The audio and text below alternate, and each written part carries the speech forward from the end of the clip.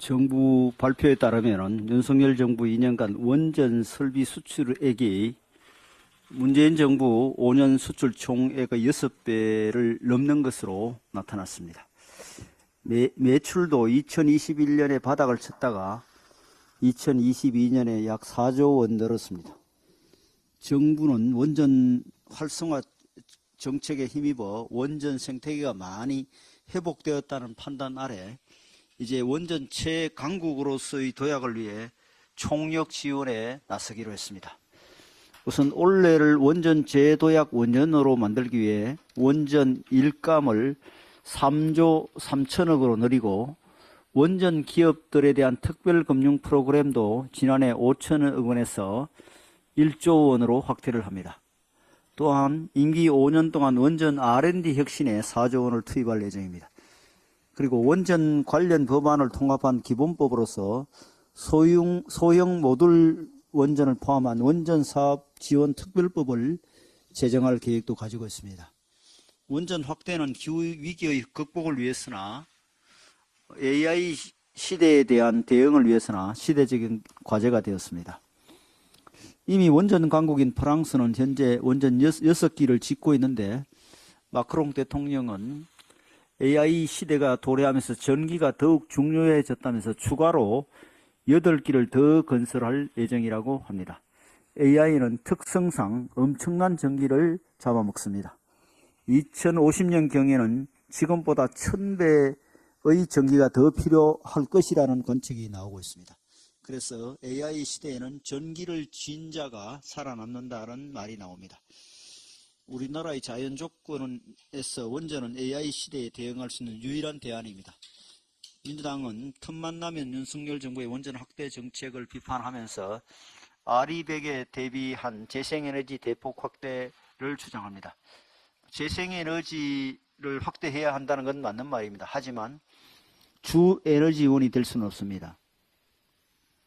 네이처에 실린 주요 42개국의 태양광 풍력 안정성 비교 연구 결과를 보면 한국의 입지 조건은 꼴찌입니다. 우리가 미국, 캐나다, 호주, 중국 수준의 재생에너지 효율 안전성을 가지려면 막대한 에너지 저장 장치 투자가 필요한데 무려 1200조에서 1800조에 이르는 천문학적 비용이 소요될 것이라고 합니다. 태양광과 풍력이 지속 가능한 주 에너지원이 될 수 없는 것입니다. 민주당은 탈원전에 대한 미련 때문에 계속해서 정부의 원전 확대 정책을 비판한다면 그것은 AI 시대에 대한민국의 존립과 발전을 포기하자는 말이나 다름없다는 것을 명심해야 할 것입니다. 윤석열 대통령 양심 고백 영상이라는 제목으로 소셜 미디어를 통해 확산되어 온 윤석열 대통령 딥페이크 영상물에 대해 경찰이 어제 방심위에 차단과 삭제를 요청했습니다. 여야는 지난해 12월 20일 선거 전 90일 동안 딥페이크 선거운동을 금지하자는 내용의 공직선거법 개정안을 통과시킨 바 있습니다. 중앙선관위에 따르면 지난달 29일부터 지난 16일까지 19일간 유권자 상대로 딥페이크를 이용해 선거운동을 한 것으로 의심되는 게시물은 총 129건이라고 합니다. 선거일이 다가올수록 딥페이크 영상물과 가짜 정보는 더욱 창궐 하게 될 것입니다. 공직선거법에서는 제82조 한개 조항으로 딥페이크 선거운동을 금지하고 있는데 전문가들은 AI로 합성된 딥페이크 영상을 적시에 완전히 적발 규제하는 것은 아주 어려운 일이라고 합니다. 특히 온라인을 통해 순식간에 확산되는 딥페이크 영상은 그 진위를 가리기도 전에 투표에 영향을 미칠 것입니다.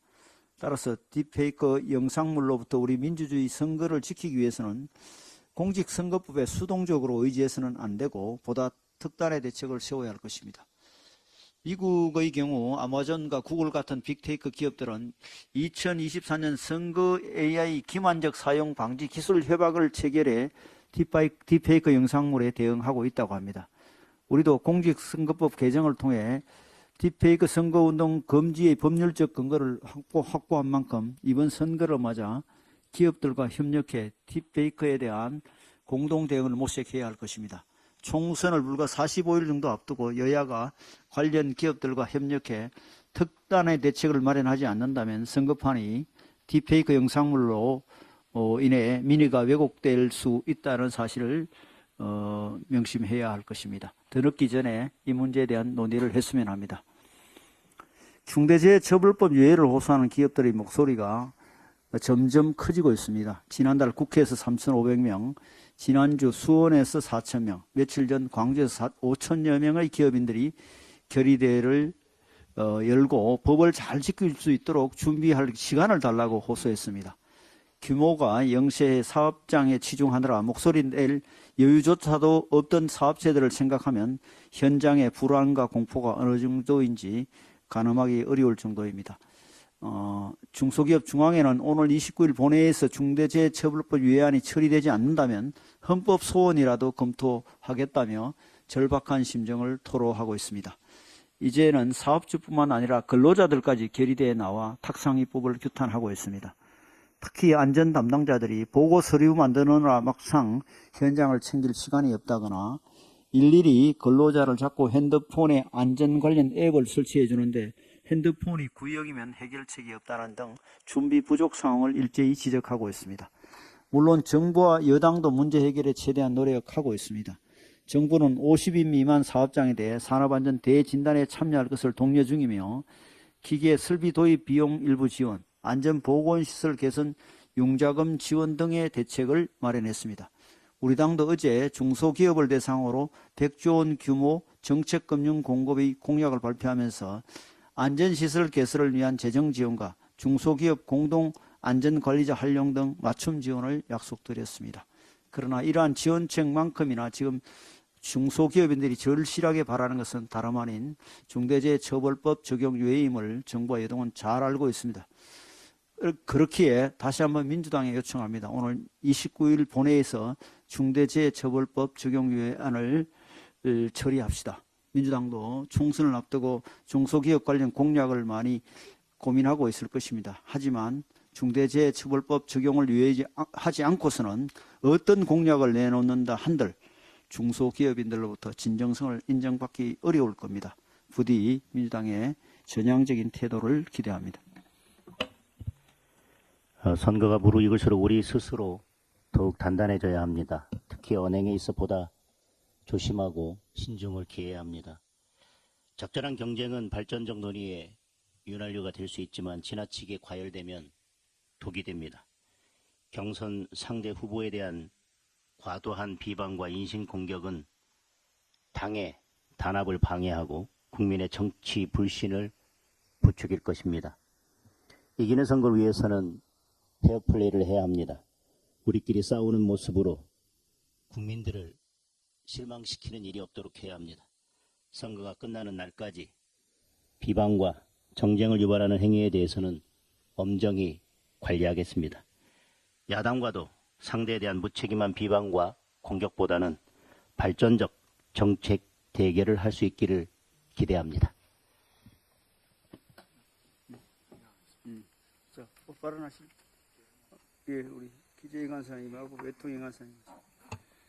예, 기재희 간사 유성글 의원입니다. 오늘은 금융권의 해외 부동산 투자 부실 우려에 대해서 한 말씀 드리겠습니다. 미국 부동산 경기 둔화가 지속되고 있는 가운데서 우리 국내 금융사들의 해외 부동산 대체 투자 부실 우려가 커지고 있는 상황입니다. 금융감독원이 관련되는 통계를 발표를 했습니다. 지난 9월 말 기준으로 해서 국내 금융권의 해외 부동산 대체 투자 잔액이 작년 9월 말 기준으로 해서 56조 4천억 원으로 집계가 됐습니다. 이 중에서 단일 사업장 부동산에 투자한 35조 8천억 중에서 2조 3천여억 원이 규모가 기한 이익 상실 상태에 빠져 있다는 그런 상황입니다.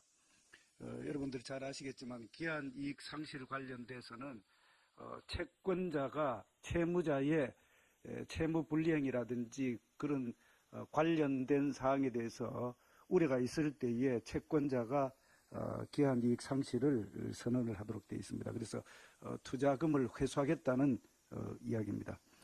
여기에 올해 2월까지 3건의 EOD가 추가로 확인되면서 기한 이익 상실 발생 규모가 더 늘어나고 있다는 그런 상황입니다. 금융당국은 금융권의 해외 부동산 대체 투자 규모가 전체 금융권 총자산 규모 6,800조 원의 0.8% 수준에 불과하기 때문에 제한적이라고 이야기를 하고 있습니다. 그렇지만 미국, 유럽의 상업용 부동산 가격 지수가 2022년 대비해서 약 22%포인트 이렇게 하락을 했습니다. 그래서 해외 부동산 경기가 아주 급격히 침체에 빠져들고 있기 때문에 부실 규모가 더 확대될 위험이 있다는 그런 말씀을 드립니다.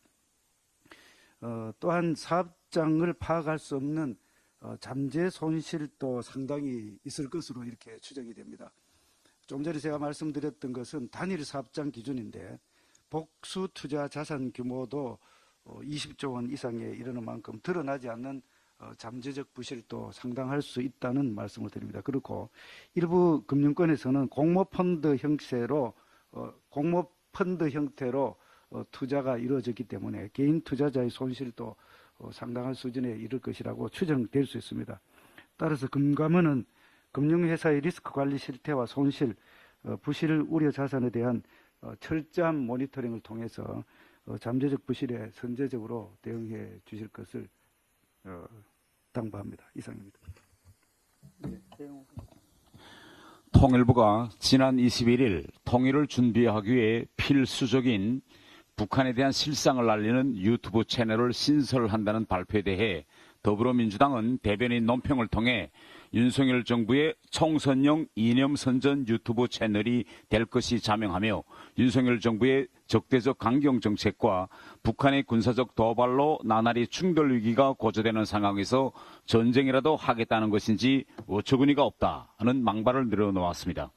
국민들에게 최악의 인권유린 국가인 북한의 실상을 알린다는 것이 어떻게 전쟁 조장 행위라는 것인지 도저히 이해할 수 없으며 만약 그렇다면 매년 유엔 인권이사회와 유엔 총회에서 북한 인권 결의안이 표결 없이 합의로 채택되는 것은 국제사회가 북한에게 전쟁을 선포하는 것인지 묻지 않을 수 없습니다. 김정은이 국제사회의 인권 개선 요구를 무시하며 북한 주민이 굶어 죽든 말든 자신의 안위를 지켜줄 핵 개발에만 올인하고 있는데도 지난 문재인 정권은 오히려 김정은의 있지도 않은 비핵화 우지를 국제사회에 호소하고 다니며 5년 내내 대북 굴정 정책을 펴 대한민국의 국격을 땅에 떨어뜨렸습니다. 그럼에도 민주당은 문재인 정권의 잘못에 동조했던 과거에 대한 반성은커녕 총선용 비례대표당을 만들어 반미, 친북, 대남, 종북 세력에게 비례당선권 10석을 내주면서도 윤석열 정부의 북한 실상 바로 알리기에 적반하장식으로 총선용이라며 정치 공세에 나서니 삶은 소가 양천대소할 일이 아닐 수 없습니다. 국민들께서 이번 총선에서 종북 세력에게 반드시 철퇴를 내려줄 것입니다. 이쪽에 나왔습니다. 마치죠. 네. 오늘 뭐 짧네. 제대로 들어가고 있습니다. 선거 짧게 좋지. 기자들도 1시 40분. 1시 40분.